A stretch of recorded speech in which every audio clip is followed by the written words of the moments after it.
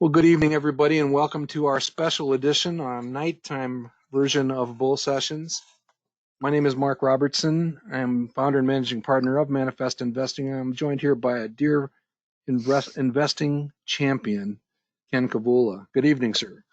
Good evening, Mark. Joy, it doesn't seem like a week since we were in Troy talking to a live audience, but it's been a week already since we spoke to that live audience. That was quite a change from sitting with your headphones on your head. I really appreciated doing that last week. Yeah, and in fact, that's actually kind of sets the stage. We will actually talk a little bit about some of the stuff we talked about. It was quite an experience. I only captured a half dozen or so of the comments. I've sent a few of them along to you, Ken, but the feedback was very strong from that audience, and uh, frankly, it put a little skip in my step for at least a day, for sure. I got the impression from the people that sent me nice words, Mark, that they weren't used to listening to people talk in simple English and common sense. And they were quite clear about saying things just like that, that There, they yep. appreciated everything we had to say, that it gave them lots and lots of things to think about, and it made them question whether they had to really understand all of the different things that some of their speakers bring to the table when they're making presentations. Yeah, when we attacked anything above algebra and Greek letters, a couple of the guys almost lost consciousness, but the rest of the audience seemed to like that. So, Yeah, there were a couple guys squirming a little bit, but for the most part, the audience was very. I would love to go back and talk to them again, maybe in 6 or 8 months, and I follow up. suspect I've been chatting with them a little bit, and I suspect we're probably going to see that opportunity because of Yeah. the response that they got.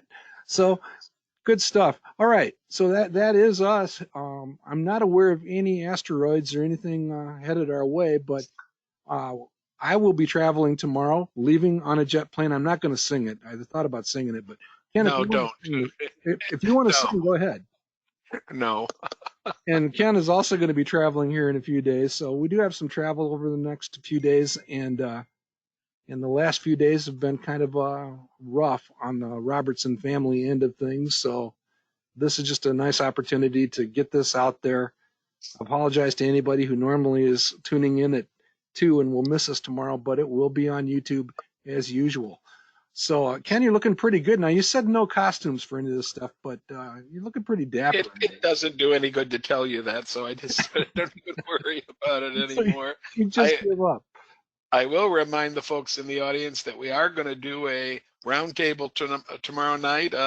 We have Cy and Mark and myself, and we have Ann Manning from Texas going to join us at the roundtable. So roundtable, normal time, 8:30 p.m. tomorrow night. If you need a link, send me one, kkavola1 at comcast.net, and I'll be glad to send you a link to the broadcast. You betcha. All right, so we'll probably talk at least briefly about banks. We are going to close out our Planet of the Apes series, and you'll see why and how. I left Gene Kranz up there just because I'm headed for Florida, and I like him. And we're going to just talk a little bit about a few of our favorite sessions from the past, do a little bit of shopping for tomorrow. And it's a small audience. If you have something on your mind, or if you want us to delve into a particular topic, either impromptu here tonight or in the future, just raise your hand and let us know. So let's go ahead and roll, Ken. I'm going to try not to touch anything important. Here's the standard disclaimer. No investment recommendation is intended. This is entirely about education and demonstrating the principles, beliefs, methodologies, and techniques of the modern investment club movement as promulgated by the National Association of Investors / Better Investing, or as interpreted and extended by us here at Manifest Investing. So you'll hear our opinions. Please, please, please do your own homework about anything we talk about here tonight. We will be talking about companies that are on our short list for tomorrow night as we go through the session. And again, if we own something, we'll try to remember to point it out, but we're not as good at some of those other websites at remembering that. So just be tolerant of us. I don't think that if I own 10 shares of a company, it's going to really affect things all that much, but I know I'm not supposed to be flippant. All right, tomorrow night we do have the roundtable. And as Ken was just saying, if you want to be added to that list or send a note to him, but his significantly better other half, Cavola1 at Comcast.net, also takes care of those monthly reminders. If you have anything to follow up with either one of us, our 2 email addresses are right there. Anything else, sir? No, I think we're well on our way. Let's look at the next slide. All right, so this is the typical weekly look at, again, we think the market is a little bit undervalued. There are some more opportunities. And this is one of our imports from that session with the American Association last week. Jim Clunan, the longtime chairman of the American Association of Individual Investors, he has a number of places in the book where he talks about graphs like this on various subsets of the stock market, where this blue line, he puts it on a lot of these charts, he refers to it as the line of reasonable expectations. I think that's a good fit for how I think about that line. What are your thoughts, Ken?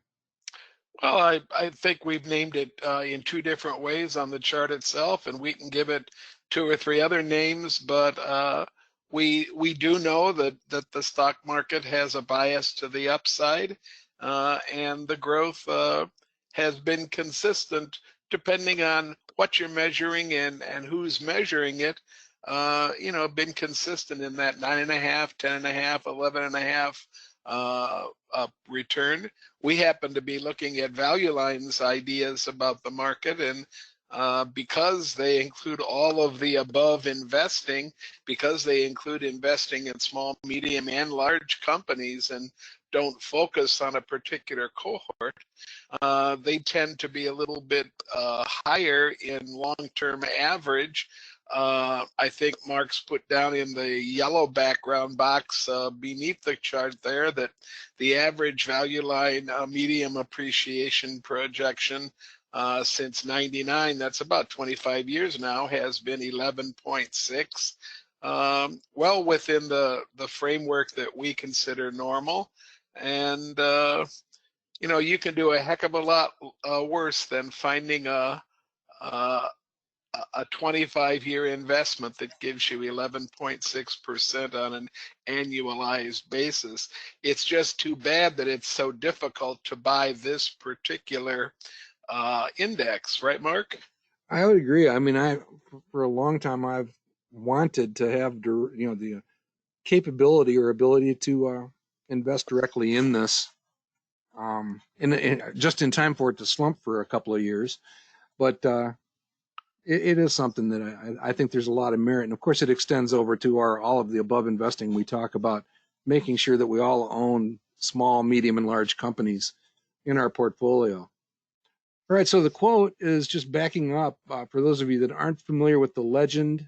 My wife actually won the Chrysler college basketball pool several years ago, and so every year we tease her about her bracket selections.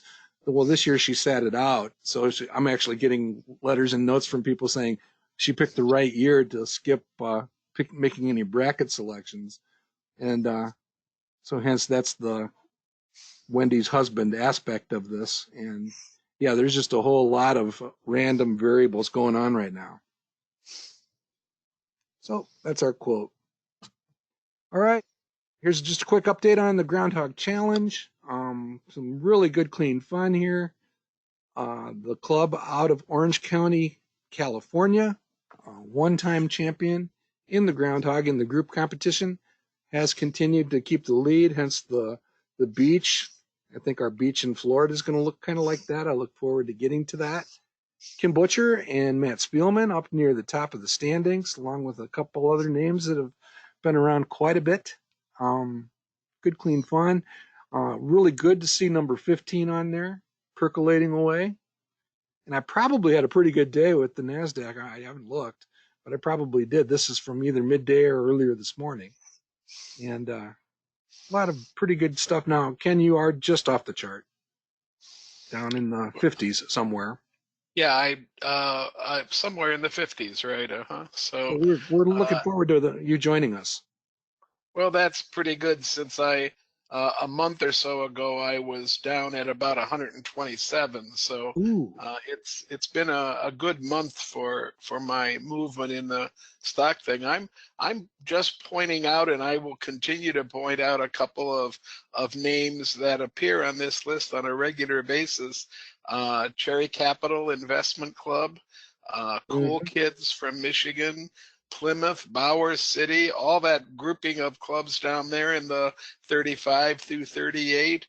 Um, I'm just so pleased to see that our clubs are entering the contest and they're doing quite well. I mean, we haven't had an investment club hold the #1 spot for any length of time, and it would be wonderful if Orange County could hold that now for the next 6 or 8 months and give everybody else a run for their money. Well, I could find a whole bunch of people that wish them well, but they hope to beat them. All right. Good stuff. I mean, we have seen fairly significant recovery. We're at least back to the levels of number of people beating the market as compared to last year, but that was an all-time low. So hopefully we'll continue to head north, and the average return is a little bit under negative 10%. So we've left room for improvement and a nice rally. Let's hope for the best. All right. Well, let's go ahead and close out our Planet of the Apes series, taking a look at some time capsule investments over time, brought to you by Charlton Heston and Bob Barker and Ken's monkey there. So Ken has completely conquered his Pithecophobia, fear of simians, and we're ready to roll. So here you go. Here is game 4. Again, this is looking at the performance of 20 completely randomly selected companies back in March 2003, so exactly 20 years ago from Friday, stacked up against the S&P 500, which interestingly enough has actually outperformed, and this doesn't happen historically. It's a rare occasion that the S&P 500 has actually pulled ahead of the value line arithmetic average. You see 10 versus 9.9. And again, that's part of what we have talked about many times here on both sessions, that the small and medium-sized companies, there's just got to be some fairly robust opportunity just because of the way that average has sagged below its customary historical position. So, Ken, are you happy with 20 random stocks over 20 years here again? Well, Mark, I never was unhappy with the monkey. I was unhappy with the fact that they were coming in 5th and 6th and 7th on our list. I'm perfectly happy with them being in 50th place or 80th place or someplace like that. Being in a nice average place sounds like that's the way it should be. They should be not doing exceptional in a contest where there's supposed to be reason to the stock picks. And I know that the gentleman that puts this together, his precise point is to show that it doesn't make much difference what you pick. I still think it does. It So does. It does. I'm only teasing. Yeah, I mean, so these 20 companies picked completely at random. And again, the theory that we were trying to push is that 20 companies selected at random are probably going to come closer to that value line, all of the above mix than the large cap S&P 500. And it's come true. I mean, 4 straight weeks, we have seen the random set come in closer to the value line average, and in this case, underperforming the S&P 500. So the price is right. I do. I don't know. Maybe it's just me. I find it fascinating looking back at companies over these type of time frames, and the AutoZones, the Darden restaurants, which was a definitely a community favorite. I think back to that 2003 time frame at Better Investing, and Ritchie Brothers was a subject of conversation frequently WD-40. I can find you dozens of all-male investment clubs that have WD-40 in the portfolio, and it's just kind of interesting seeing who's done well. There is a little bit of a concentration of banks in here, and we all know that they've been under a state of grumpiness for quite a while. So, anything there fun there that you see, Ken?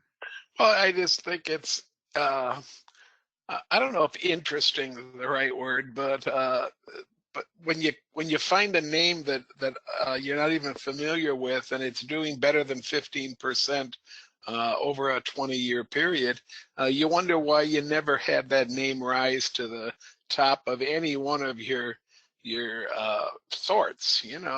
CoStar Group. I just don't know anything about it. I can't recall that I ever studied it before, and yet here it is doing 18.5 over 20 years. That's pretty decent. Yeah, pretty good run, and I'm not directly familiar with the company either, and certainly not an owner. Ritchie Brothers has Well, been a personal favorite for a while. and part of that movement in a stock like that might be coming from a fact that it probably was originally thought of as a penny stock. I mean, starting at 2.25 there, I finally moved my eyes to the right there and noticed that it did start from a very low base, although I'm That not certain whether that it began there or whether there have been splits that have moved the basis down that far. Yeah, I'm betting on splits and Yeah, dividend corrections, but yeah, it's there. yeah. All right, so we will put the monkeys to bed for a while, and only bring them back when Ken needs to be bothered. All right, so I am headed for the Space Coast region, getting together with a lot of faces I look forward to seeing on Saturday morning. I'm going to sneak away, and we're going to basically do a little jam session in Tampa. And we think back to the inspiration we had from Gene when we were trying to bring in the best small companies for a smooth landing, and we crashed and burned, but we still like Gene. And those quotes are fantastic in my book. So, a tip of the Dead Rabbit Irish whiskey in your general direction, sir. Received. Thank you. Okay. All right. Just a moment to remind everybody that we do have 2 weeks from tomorrow I get together with Matt Spielman. Matt couldn't be with us here tonight because he's actually running an event or participating in an event down in Houston for the chapter. But Ken and I will be joining Matt to dig into those 2 books in a couple weeks. And we have thoroughly enjoyed the Tillinghast part of the program. And I just started in with Annie, and pretty optimistic about it. All right. Good enough, sir? Good enough. All right. So we thought we'd just spend a moment reminding. We've been doing this now for better part of 3 years, and we don't generally know exactly what we're going to talk about until fairly close to the time of the program. We do get submissions from all of you for suggesting topics, and we greatly appreciate that. Please continue to do that, and if there's something that you'd like us to cover in greater detail or go back to, please let us know. But the whole intent is to get together and discuss. As you've experienced, a number of people from the community have been involved from time to time, and that's really the entire intent of doing this. So, Ken, I hope you've had a good time doing it so far, and that you see potential to continue to explore. Yeah, there's a lot of value in sitting down just and talking about stocks. You don't always hit a home run, but you do stumble upon a lot of facts and a lot of interesting tidbits that I think in the long run will make me a more thoughtful investor. I'm not sure if it'll make me a better investor or not, but it'll at least cause me to stop and think a little bit more about some of the things that I've done over the last 30, 35 years. This Tillinghast book is giving me great pause to not question anything that I've done, but to rather reinforce some things that maybe I was a little bit lax in keeping up with as I became more sophisticated, at least in my own mind, as an investor, and began doing it on a regular basis. So talking about things never hurts. I urge you folks in the back room to drop us a question, to make us think, and in the process, maybe we can make you think a little bit. Yeah, I like it says here, I've been very encouraged by sometimes just a tip to think about a certain topic will lead us down a path of discovery. I mean, look at the example of, not again, I don't know where it's headed, but the derivative income product, JEPI, as part of the utility auto pay bill demonstration. And I mean, never would have seen that coming, but you never know what you can learn when you get together. And again, I think it comes down to also the very simple notion of discovering different ideas to talk about, specific investment opportunities too. So what I did is, one of the things that I want to do fairly soon, don't hold me to a time frame on this, but fairly soon, is actually update this list a little bit. We post this on the Manifest forum, so if you're not a Manifest subscriber, send me a note that you want to do a test drive and come and check us out. Every week we publish this list. This includes hot links to the actual discussion decks and YouTube presentations of all these subjects. And some of them were quite a surprise, and they ended up being a whole lot of fun. And again, I would just encourage you to do that. I will be building this out and giving better links and a few other opportunities. But I thought we might just begin by discussing a little bit of which ones we have been kind of our favorites. So Ken, I'll let you lead off.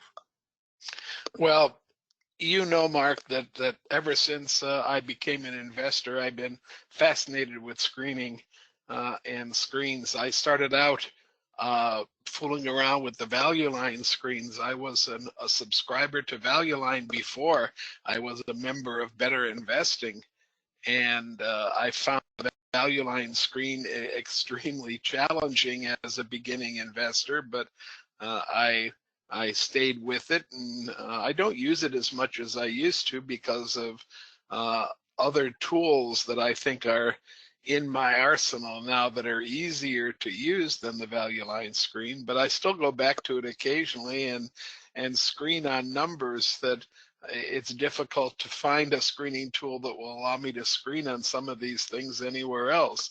So when we talk about screens, and then when we demonstrate the power of those screens in helping us come up with great ideas, that's always something that I have a great deal of interest in. And I don't think that we can ever wear that one out. If nothing else, we can explain it again and again and again for the new folks in the audience, and then the whole audience is always interested in what comes out on those screens. What's sitting in a great position right now. One of the questions I get, I was at a doctor's appointment last Wednesday, and we were just getting to know each other, and he wanted to know what I did for hobbies, and I told him about investing, and he goes, my goodness, he says, I'm going to end up spending more time with you than with most of my patients today, but can you tell me, he wanted to know about investment clubs, and he wanted to know about screening, and he wanted to know about everything there was to know about stocks. I ended up sending him an invitation to one of our model clubs, and I'm hoping he'll show up to that. But it all was based on this idea that no matter what the market is doing, there are always stocks that are attractive in our philosophy.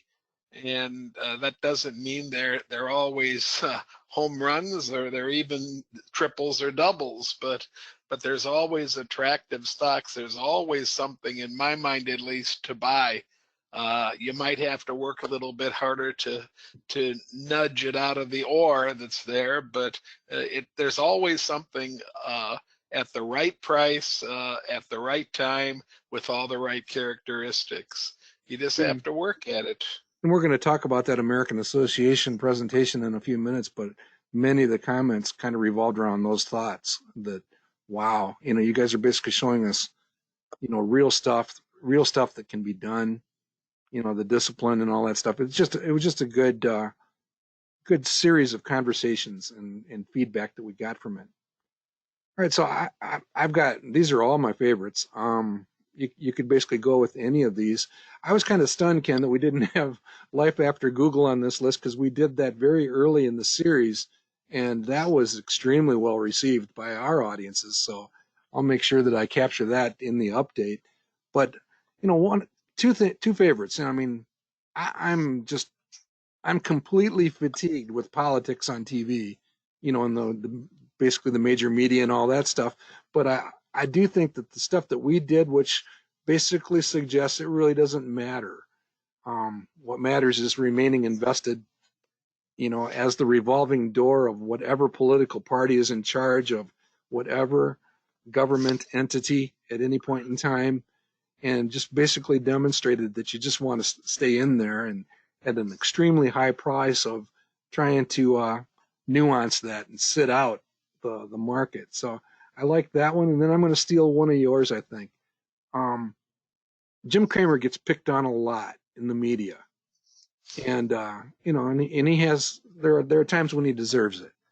But boy, if you want to go back and look at this, back at the onset of the pandemic, he put out a list and we tracked it as the pandemic unfolded.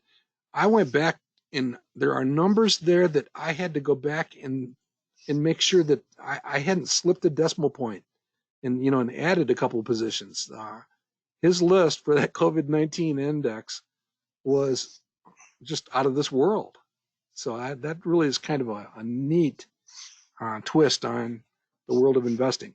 Anything else here grab you, sir? Well, yeah, without picking every single one off the list. I'll take the monkeys off the plate. I find that after 50, getting your mind to the point where it's going to settle down and read a serious book is sometimes a discipline that I don't have. I'm not going for a degree. I'm not studying for a test. I feel my investments are kind of on autopilot, and I like the fact that I'm being challenged to read serious books that are pretty decent reads. So I'll put an arrow next to our favorite books on investing. And I'm reading things, Mark, that I probably would never, ever choose from a book list. I'm more of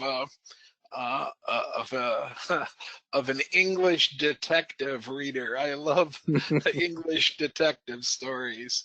So to talk about our favorite books on investing, this one I'm in the middle of right now, I'm about 65 or 70% through it right now, and I just marvel at the things he reinforces and the things he makes me think about. So it's great. Yeah, it's always a good place to be, and Warren Buffett and Charlie Munger and Abraham Lincoln and just a whole bunch of people encourage reading. So again, my intent is to update this list and update the links and just turn it into a resource. For those of you that don't want to wait for it, just go back to the YouTube page and sniff around at some of the old sessions. But good, clean fun. Mark, I think you should put on here too your electric company, Okay. whatever you want to call it. I think that is going to prove to be eye-opening to a lot of people about how you can put together a small portfolio to pay off something that doesn't have to be to pay your electric bill off. Let's put it that way.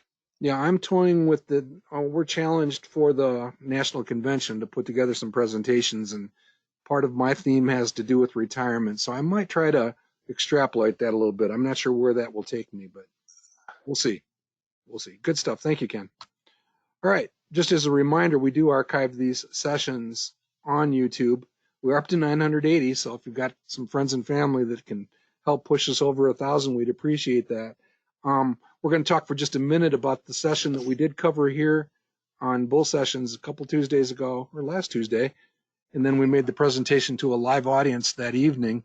So you can actually capture that. You can see that we've already got a couple hundred views there.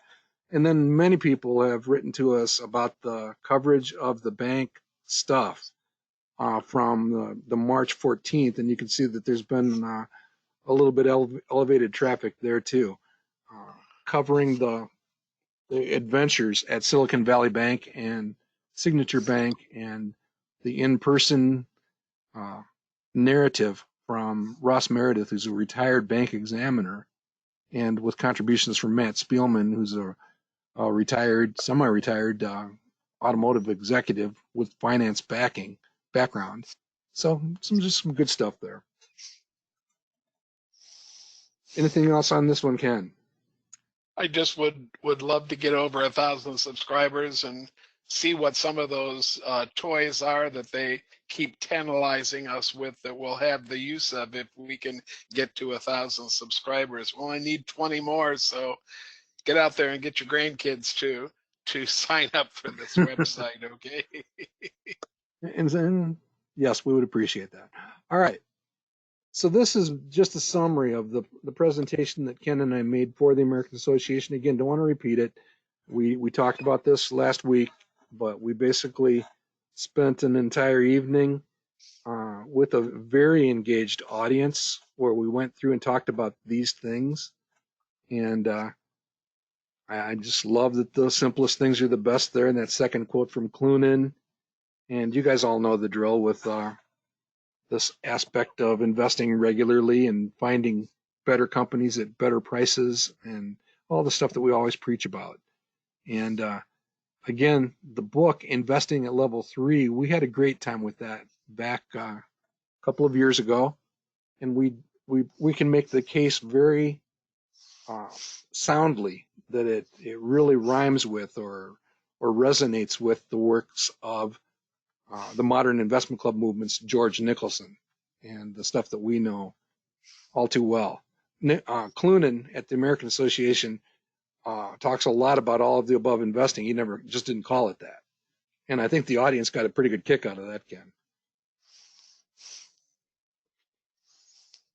So what, just to kind of bring home the point, I'm still kind of digesting some of the correspondence I've received since that presentation. And I've sent much of this your way, Ken. You guys can read the testimonials. I mean, this is just a sample from an audience of approximately 50 people that reached out. Many of them are asking how can they get more involved with clubs, etc. So it's just it was a wonderful time. And I think maybe we underestimate, the potential of what we do. Anything you'd like to add, sir, other than blah, blah, and blah? Blah, blah, blah. Yeah. Okay, so again, if you've got somebody that is on the fringe of being interested in investing, I really think that the case studies that we talked about, and you guys have seen, they're right there in that very first presentation with the arrow. And got somebody that's on the fringe of being interested and invested in investing, nudge them in that direction. All right, Ken, I thought we might just spend a moment. I just threw together two really quick screens. You talked about a few of your favorite screens. This is one of mine. And again, I'm scratching my head thinking about what we might talk about for the roundtable tomorrow night. And so I ran a quick screen looking for companies that are in a leadership rank position. Again, the rank is the combination of the two aspects that we think are most important for any investment, the quality and the projected return or the return forecast. So we want to see both of those strong to give it a strong manifest rank. So we are looking at the top 1% of the 2,600 companies that we follow at Manifest. And then I just stuck in, I'd like to find a company that's got decent growth expectations. Doesn't mean you couldn't relax it a little bit to pick up a few more medium-sized companies. And then in honor of Hugh McManus and Ken Kavula, this notion of shopping down around the 52-week low. So the list is actually sorted by the ones closest to their 52-week low that have those characteristics. So with the manifest investing screener, you can do these compound screens of stacking on these type of characteristics. And anything jump off the page of that screening output, Ken? That, Well, I only own two of these, so it's another list I can add to that of stocks that I might be interested in. I personally own Service First Bank and have owned it for a long, long time. And I own Malibu Boats and probably have owned that for maybe 2.5 years. A number of the clubs I'm involved with own Malibu Boats as well. yeah, I'm interested in LCI Industries. I know what that company is, and it's come up on a number of my screens in the last week or so. I've gone to it twice now to maybe present tomorrow night and rejected it both times. I'll have to go back and check in my notes and see why I rejected it. okay. Yeah, Service First, Malibu, and LCI are all residents at one time or the other of our best small companies. So got a pretty fair amount of familiarity with those. Ritchie Brothers goes back, like I said, to that 20 years ago time frame, and a number of discussions within the better investing community. And that's a company that does heavy equipment rental and leasing and logistics stuff for building infrastructure. So it's an auction house and also a conduit to getting the type of implements in place for the jobs that you need to get done. So it's an interesting company to take a look at, and I wish I could say that I invested in it 20 years ago because it was pretty highly ranked on that page a few pages ago. All right. So again, same thing. You can also do this within the screener, but I actually just went to our database. I went looking for those low relative strength companies in the current field of companies. So what I'm looking for here is companies that their stock price has really been hammered. On TV, the talking heads refer to this as being oversold. So anytime a company is below 30, it's oversold. Anytime it's below 20, it kind of captures my attention a little bit. So I look down this list, and again, I'm trying to find a company where I don't have to compromise too much on quality, get a decent return forecast. And First Republic probably was a little bit too frisky for me. I know you find that hard to believe, Ken, but First Republic is just kind of they're in some dire straits. I just think, Mark, that the news around that company is such that it's going to take and smack you down without much reason to it. I've been advising my investment clubs that the best decisions made by rational minds can be trumped almost immediately by a mob. And I think there might be a mob still ready to form around First Republic Oh, if it does anything out of the ordinary. yeah, the torches are lit and they have pitchforks, and it's a nasty situation. You could be Yeah. looking at a situation where, hey, if it's around in a year, it could be a whole lot more valuable. I mean, if it's around, but I don't know. I don't know if I'm that brave. So I basically sequenced down the list looking for something else that's meaningful. I find it kind of fascinating that Toronto Dominion makes a list like this. Um, are you aware that there's never been a bank failure in Canada? At least I read something that said that. I need to go back and actually find that reference. But I'm pretty sure there's never been a bank failure in Canada.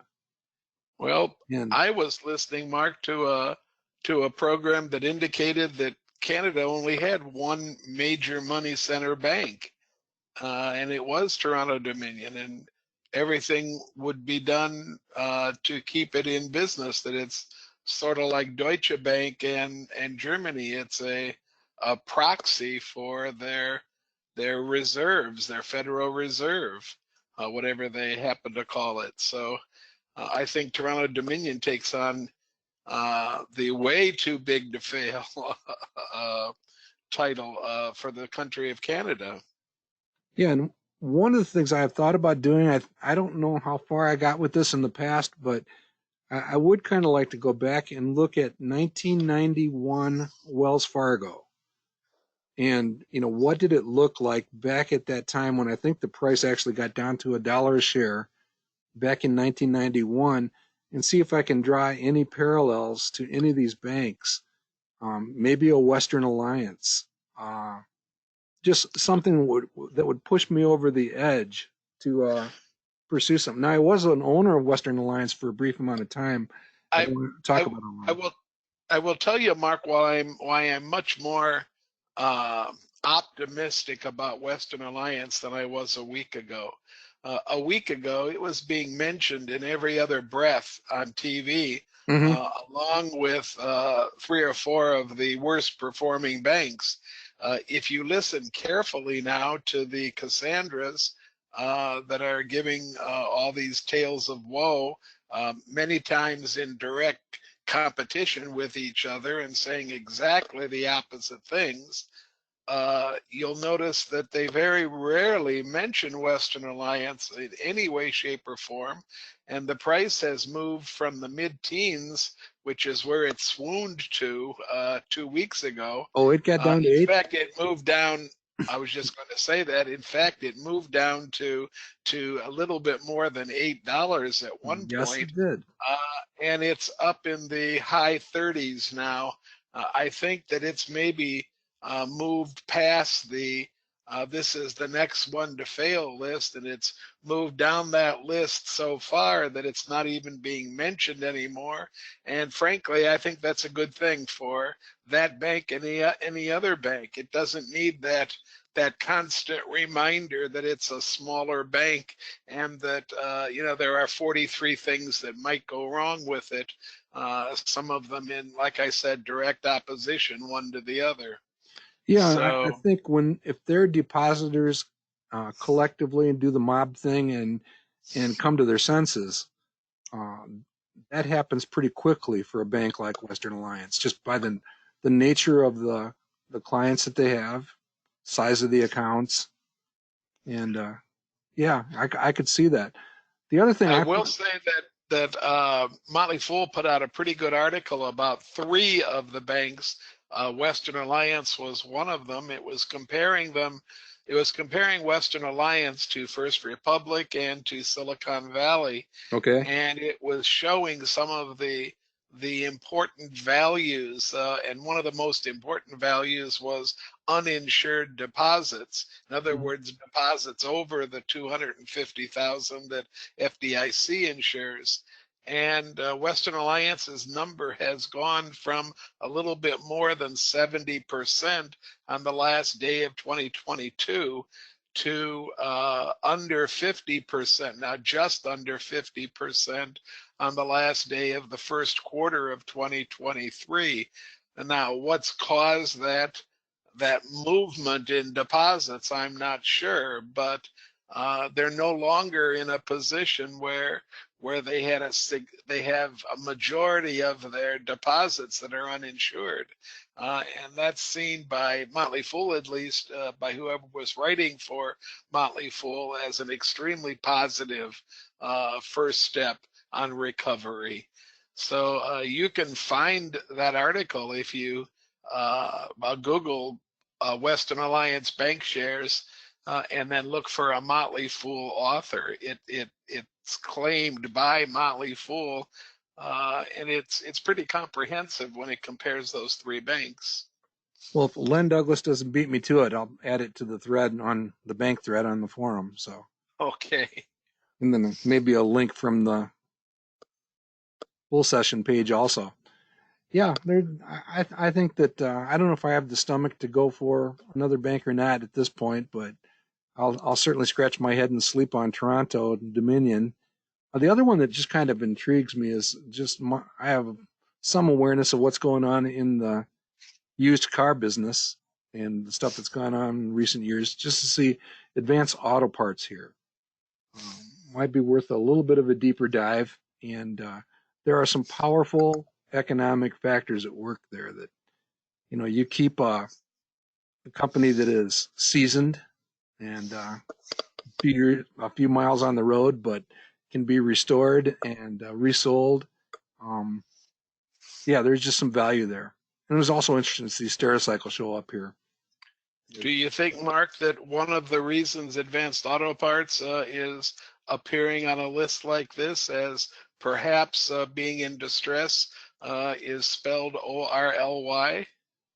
Could be some competition there. That's a lot of those companies have done fairly well. You can actually go back a couple slides and see AutoZone was the top performer from 20 Yeah, years ago. So yeah, it's yeah. there.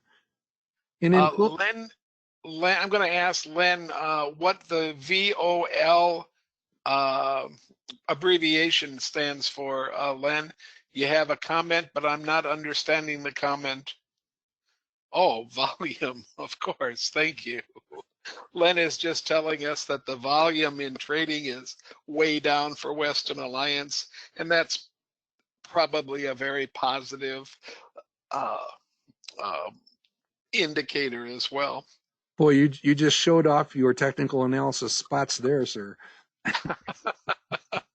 And before we leave the bank subject, we probably should. I think we talked about it in the green room, but the Silicon Valley Bank, it's actually the Silicon Valley Bridge Bank, the surviving assets from all the destruction and chaos has been acquired or assigned to, and I'm losing the name now, First Citizens.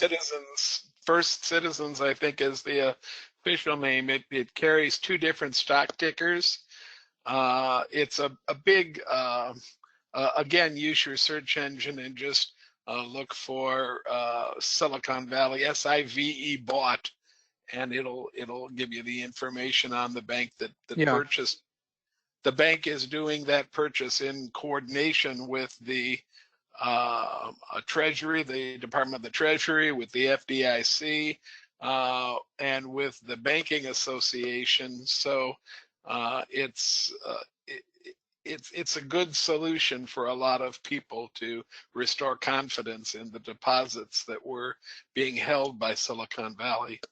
yeah, and we had speculated that the fact that the situation at Silicon Valley was basically being underwritten and kind of placed in layaway by the federal government.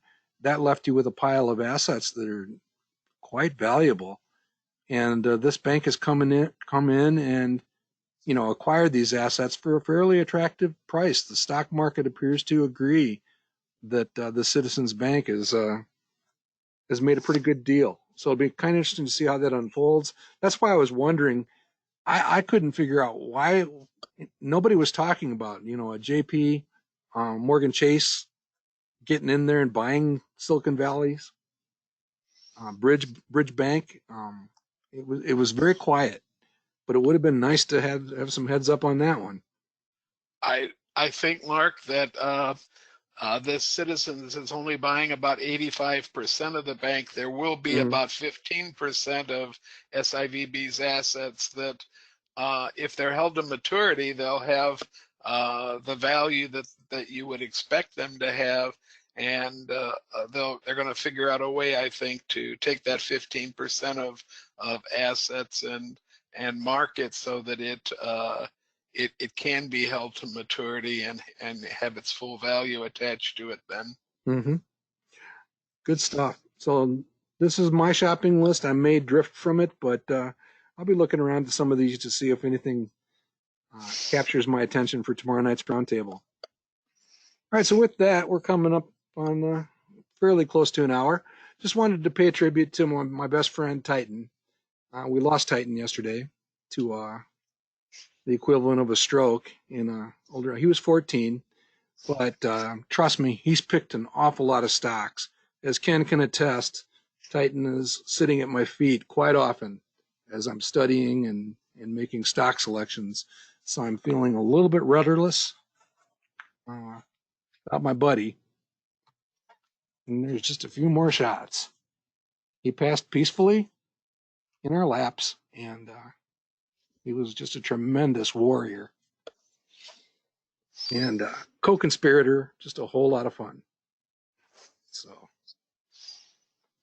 Titan is our photo collage for this week's session. All right. Any thoughts, Ken? Anything else you want to try to cover? I hope that some of you come to join us at the roundtable tomorrow night, and we'll have 4 good stock picks for you, and answers to any questions you might have that are coming out of this presentation tonight.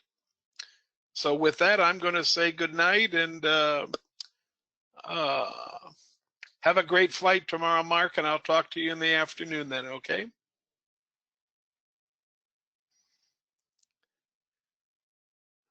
Well, we've lost Mark, I think, so I'm going to sign us off.